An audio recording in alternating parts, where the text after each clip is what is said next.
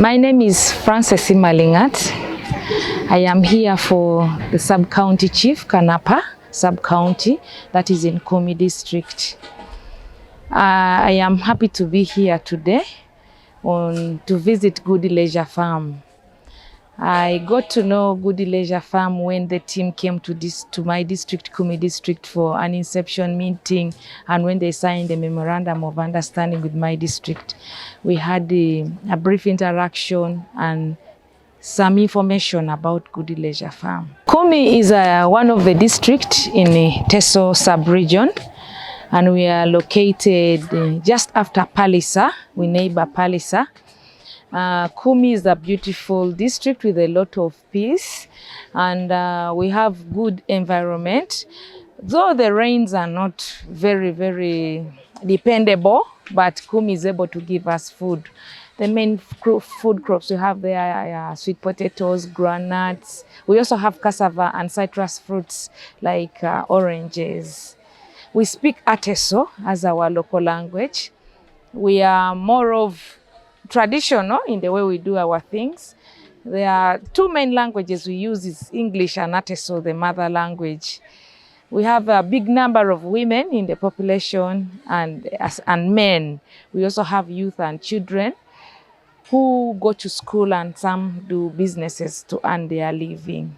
I am here, one, to follow up the girls who came here.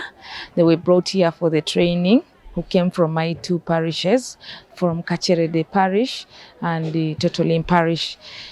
In Kumi District, I think we had one parish per sub-county, but my sub-county was blessed to have two parishes here. So as a leader from the district, I am here to follow them up.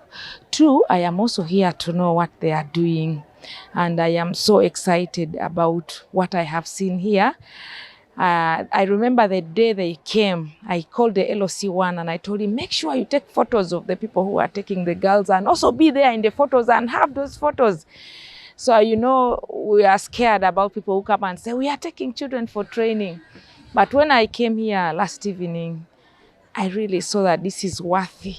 I was already imagining that if one of us can start such an idea in Kumi also, then we have Gudie Leisure Farm partnering with us there. So we have many of the young people trained. So what I have found here is that the girls are being trained on hands-on. Everybody is given a skill. There are a number of things they are doing here.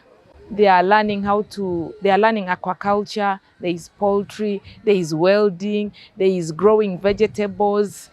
And it is so exciting that Gudie Leisure Farm is not just giving them money, not just telling them stories, but they are here on hands-on. And I've interacted with them. They have told me it's a busy place.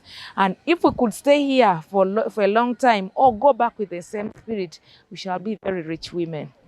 That's what they have just told me.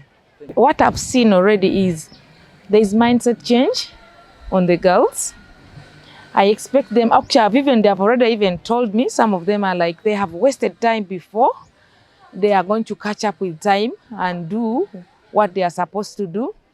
Some of them already have plans and are communicating to them. One told me she has communicated to her husband about aquaculture. They live near a water body. So she's already telling the man to start organizing where they are going to take care of their fish from. So I expect economic empowerment for the girls. I expect them to go and inspire others. I expect them to become richer. I expect them to have their own assets.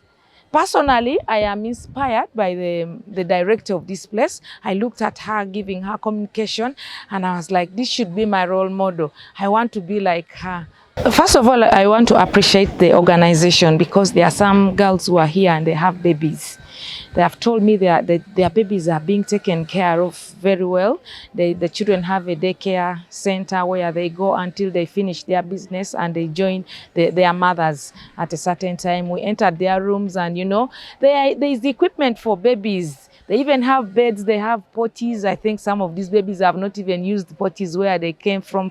And my message to the parents who are not here and those who have not brought their children here is that there is chance for each and every child.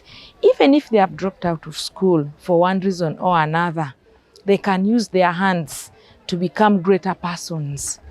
So I think that if the youth out there in our communities that are idling in trading centers, that are not doing their best using the energy that they have, if many of them could be brought to such centers, it would be exciting. We would have a lot of value on the energy that the youth have.